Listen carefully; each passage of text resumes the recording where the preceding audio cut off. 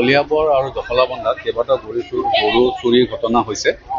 গতিকে আমি সেইদিনাখন গোটেইখিনি পৰ্যালোচনা কৰি চামগুৰি সমষ্টিৰ আণ্ডাৰত যিমানখিনি গৰু চোৰ আছে, আমি আগতে যিবিলাক এৰেষ্ট হোৱা বা যিবোৰ আপোনাৰ গৰু চোৰৰ লগত সক্ৰিয়ভাৱে ইনভলভ হৈ আছে আৰু যিকেইটা আমি সেইদিনাখন ধৰিলোঁ, আমাৰ পুলিচে খেদি গৈ যিকেইটা ধৰিছে তাহাঁতৰো ষ্টেটমেণ্টৰ ভিত্তিত যোৱা ৰাতিপুৱা অপাৰেশ্যন চলোৱা হৈছে।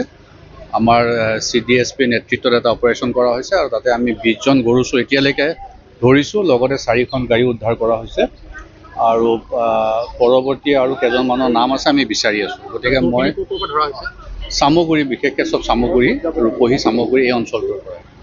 আৰু আমি এইটো খুব গুৰুত্ব সহকাৰে লৈছোঁ কাৰণ গৰু কেইবাটাও চুৰ হৈছে। আমি ষ্ট্ৰং একশ্যন ল'ম তেওঁলোকৰ ওপৰত।